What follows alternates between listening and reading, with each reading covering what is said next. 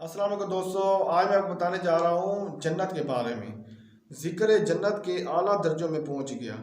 تاجدار مدینہ کا ارشاد ہے، بہت سے لوگ ایسے ہیں کہ دنیا میں نرم نرم بستروں پر اللہ کے ذکر کرتے ہیں، جس کی وجہ سے ان کو اللہ کے جنت کے اعلیٰ درجوں میں پہنچا دے گا۔ روپے تقسیم کرنے والے سے بھی ذکر افضل ہے۔ سرکار مدینہ صلی اللہ علیہ وسلم کا فرمان عالی شان ہے، اگر کسی شخص کے پاس بہت سارے درہم روپے ہوں اور وہ ان کو تقسیم کر رہا ہو اور دوسرا شخص ذکر اللہ میں مشغول ہو تو ذکر کرنے والا افضل ہے۔ داؤد علیہ السلام کی دعا۔ حضرت سیدنا داؤد علیہ السلام نے ایک اللہ کی جناب میں دعا کی، یا اللہ، جب بھی مجھے دیکھ کہ میرا ذکر کرنے والوں کی مجلس کو چھوڑ کر غافلوں کی محفل میں جا رہا ہوں تو میری ٹانگیں توڑ دے تاکہ غافلوں تک نہ پہنچ سکوں، اسی لیے کہ یہ پاؤں تیری نعمت ہے، انہی کے ذریعے نیک حاجات میں لے جا کر مجھے بھی انعام فرما۔ ہر نیک کام سے قبل حمد و درود باعث برکت ہے۔ سرکار مدینہ صلی اللہ علیہ وسلم سے ارشاد ہے کہ جس نیک کام سے پہلے اللہ کی حمد اور مجھ پر درود نہ پڑھا گیا اس پر برکت نہیں ہوتی۔ ذکر تین طرح کا ہوتا ہے: ذکر بالسان، ذکر بالقلب اور ذکر بالماجور۔ ذکر بالسان یعنی زبان سے ذکر کرنا سے مراد ہے اللہ کی تسبیح و تصویف، ثنا وغیرہ بیان کرنا۔ خطبہ، توبہ، استغفار، دعا وغیرہ بھی اس میں داخل ہے۔ ذکر بالقلب اللہ کی نعمتوں کا یاد کرنا، اس کی عظمت و کبریائی اور اس کے دلائل و قدرت میں غور کرنا۔ علماء کا مسئلہ قرآن حدیث سے مسائل کرنا میں غور کرنا بھی اس میں داخل ہے۔ ذکر بالمجہور، اس کا ذکر کا مطلب یہ بھی ہے کہ اللہ کی عظمت و جلال میں غور کریں، اس کی جرات و ملاوت یعنی عظمت و سلطانیت میں بھی محور فکر، اور زمین و آسمان میں اللہ نے اپنی ذات و صفات پر جو نشانیات قائم کی ہیں ان نشانیوں کو تلاش کریں اور ان نشانی پر پہنچ کر صاحب نشانی یعنی اللہ کو یاد کریں۔ مثلا درندوں کی چیزوں و دستی یعنی قوت حیثیت کو دیکھ کر اللہ کی قہر و غضب کو یاد کریں، اولاد پر ماں کی شفقت کو دیکھ کر اللہ کی رحمت کو یاد کریں، بلند پہاڑوں کو دیکھ کر اللہ کی عظمت و ہیبت یاد کریں، وسعت محیط آسمان کی پنہائی کو دیکھ کر اللہ کی عظمت کو یاد کریں۔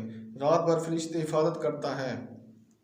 رات بھر فرشتے، جب آدمی سو کر اپنے بستر پر آتا ہے تو فوراً فرشتہ اس کی شیطان کے پاس آتا ہے۔ فرشتہ کہتا ہے اپنے عمل بھلائی پر ختم کر، شیطان کہتا ہے برائی پر ختم کر، اور پھر اگر وہ ذکر اللہ کر کے سو جاتا ہے تو فرشتہ رات بھر اس کی حفاظت کرتا ہے، اور اگر چارپائی سے گر کر مر گیا تو جنت میں داخل ہوگا۔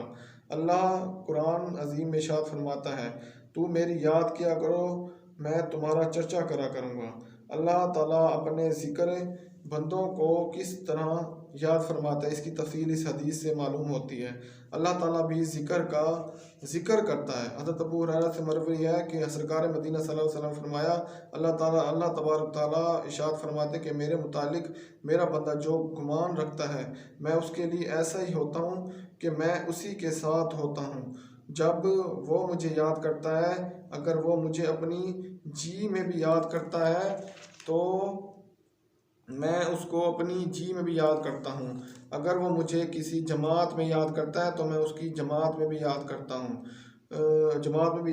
ہوں جو ان سے بہتر ہے۔ سبحان اللہ، اللہ جس خوش نصیب کو یاد کرے اور وہ بھی بہتر جماعت یعنی فرشتوں کے گروہ میں ہے، یقیناً اس کے لیے تو دنیا آخرت میں دونوں سنور جائیں گی۔ اللہ عز و جل اپنے ذکر کا ذکر فرماتے ہیں۔ حضرت سیدنا ثابت بنیانی فرماتے ہیں، جب اللہ تعالیٰ میرا ذکر کرتا ہے تو مجھے معلوم ہو جاتا ہے۔ لوگوں نے پوچھا یہ کیوں کر؟ انہوں نے فرمایا جب میں اس کا ذکر کرتا ہوں تو میرا ذکر کرتا ہے، کیونکہ اللہ تعالیٰ فرماتے ہیں تم میرا ذکر کرو میں تمہارا ذکر کروں گا۔ جہاں ذکر ہوتا ہو ہر چیز گواہ ہو جاتی ہے۔ اللہ کرتے تو ان کی وجد آ جاتا ہے، اور فرماتے کہ مجھے اس لیے وجد آتا ہے کہ اللہ تعالیٰ مجھے یاد کرتا ہے، کیونکہ اللہ تعالیٰ نے فرمایا ہے تم مجھے یاد کیا کرو، میں تمہیں یاد کیا کروں گا۔ اگر وہ کسی جماعت جاتے ہوئے راستے میں اللہ کے ذکر سے غافل ہو جاتے ہیں تو واپسی آ جاتے ہیں اور دوبارہ اسی راستے میں اللہ کا ذکر کرتے ہوئے گزر جاتے ہیں، اگرچہ ایک منزل کا فاصلہ ہوتا ہے۔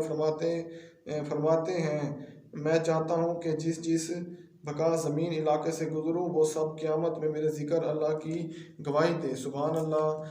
ہمارے بزرگوں کا تو حال یہ تھا کہ ہر وقت اللہ کرتے رہتے تھے۔ اگر کسی گلی سے گزرتے تو ذکر اللہ سے غافل ہو جاتی تو پھر دوبارہ لوٹ جاتے اور پھر ذکر کرتے ہوئے وہیں سے گزرتے کہ کوئی گلی کوئی کوچہ ایسا نہ ہو جو ذکر اللہ سے خالی رہ جائے، اور ہم فحش گواہی، موسیقی، فضول باتوں اور ہر شے کو گواہ بنائے جا رہے ہیں۔